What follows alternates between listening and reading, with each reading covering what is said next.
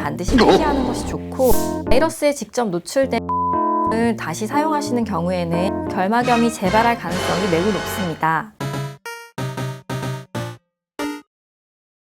안녕하세요. 눈의 한과병원 배선아 원장입니다.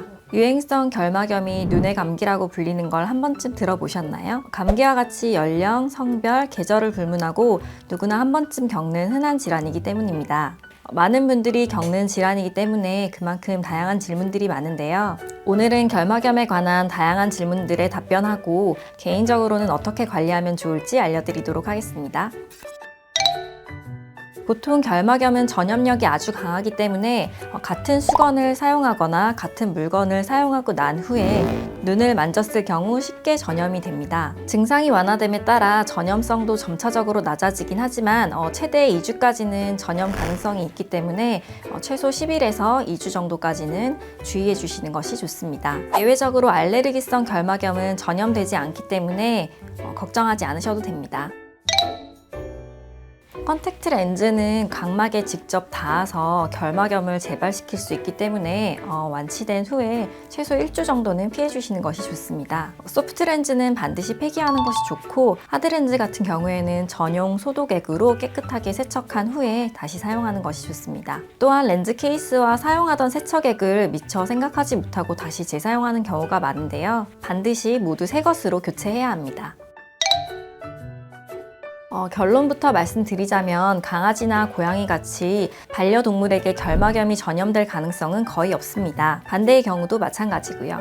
이는 사람에게는 결막염을 일으키는 바이러스가 동물에게는 영향을 주지 않기 때문인데요. 하지만 일부 간접 전파 가능성이 있기 때문에 반드시 손 세척을 잘 해주셔야 되고, 반려동물의 눈 주위를 직접 만지지 않도록 하는 것이 좋습니다. 바이러스에 직접 노출된 화장품을 다시 사용하시는 경우에는 결막염이 재발할 가능성이 매우 높습니다. 특히 크림이나 젤 타입은 소독이 어렵기 때문에 반드시 폐기하셔야 되고요. 뷰러나 브러쉬 같이 세척이 가능한 경우에는 알코올이나 뜨거운 물로 세척한 후에 다시 사용하는 것이 좋습니다. 그리고 완치가 되고 난 후에도 눈 주변으로 역시 자극이나 이런 것들을 줄 수 있기 때문에 1주간은 눈 주위 화장을 피해 주시는 것이 좋습니다.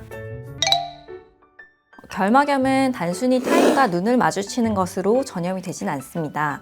감기처럼 공중에서 바이러스가 전염되는 것이 아니고, 감염된 사람의 손이나 눈에서 비롯된 바이러스가 물체를 통해 간접적으로 전파되는 것이 일반적입니다. 주변 사람들에게 전파되는 것을 막기 위해서는 손 씻기를 생활화하시고 손 소독제를 사용해 주시는 것이 좋습니다. 또한 수건이나 베개, 화장품을 공유하지 않고 눈을 만지지 말아야 합니다. 감염자가 사용한 수건이나 베갯잎은 이틀에 한 번 정도는 세탁해 주시는 것이 좋고, 결막염이 심할 경우에는 매일 교체하는 것이 좋습니다. 60도 이상의 뜨거운 물로 세탁한 후에 햇볕에 말리거나 건조기를 사용하시면 남아있는 바이러스를 효과적으로 제거할 수 있습니다.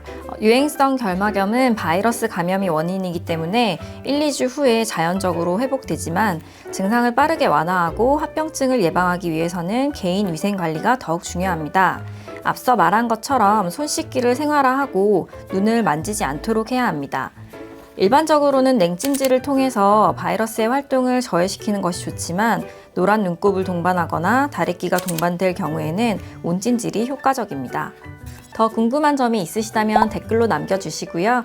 도움이 되셨다면 구독, 좋아요 부탁드립니다. 감사합니다.